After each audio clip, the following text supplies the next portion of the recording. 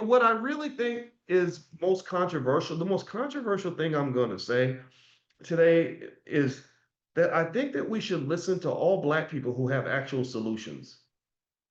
There's something I wrote about in my book. I wrote a book called The 10 Commandments of Black Economic Power. And in my book, I talk about something called economic maturity. And economic maturity is like any other type of maturity where you go from behaving like a child versus behaving like an adult.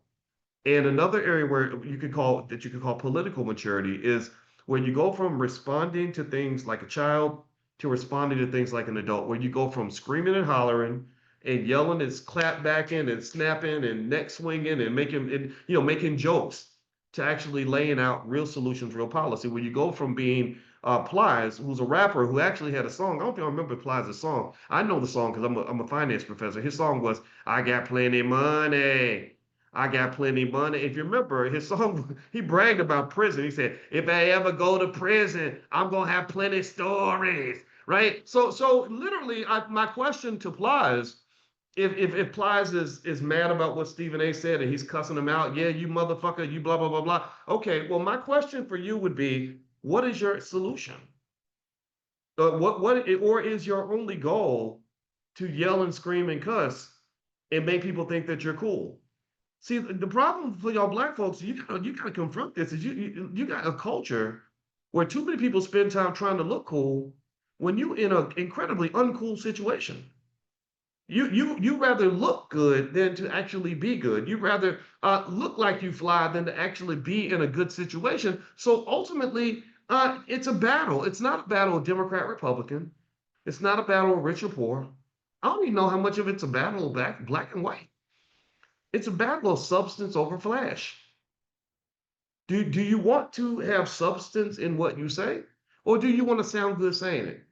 Because I'm not a flashy Negro. I can't say nothing. I can't sound hip. I don't know how to be cool. I don't give a fuck about that. I care about my family. I care about not having to bow and get on my knees and tickle a white man's testicles every time he walks in the room. I care about being able to have my children be proud of me when I die and say this man improved my life. I care about my woman. I care about my future. I care about my health. I care about my community. I want to see no more dead babies in Black neighborhoods. I don't give a shit if it's a Democrat or Republican running the community. That's what I want to see. So the question that I ask you that's bothering me, that's really weird to me, is why is that radical? Why would somebody say, well, wait, you care about Black people, you big old coon? Wait, oh, you don't want any dead Black babies in the street? Well, you a sellout. What? Really? You want Black people to have wealth? Oh, you old Uncle Tom. Huh? You want Black children to not go through abusive, unstable situations in their household? Well, you a sellout Negro. Does anybody else understand how backward this is?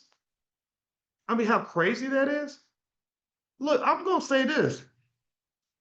I'm gonna play what Stephen A said about Jasmine Crockett again, and I want y'all to show me one time where he insulted her.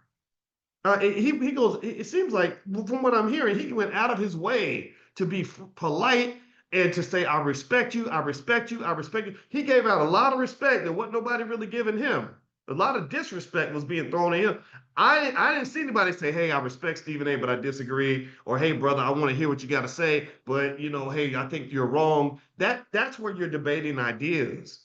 All I heard was you old coon, Uncle Tom, no hairline, have a knuckle. You old, there's no hair in the back of you talking crazy. And it's really funny. What's really funny to me is it's all under this whole guise of like, yeah, we're protecting Black women.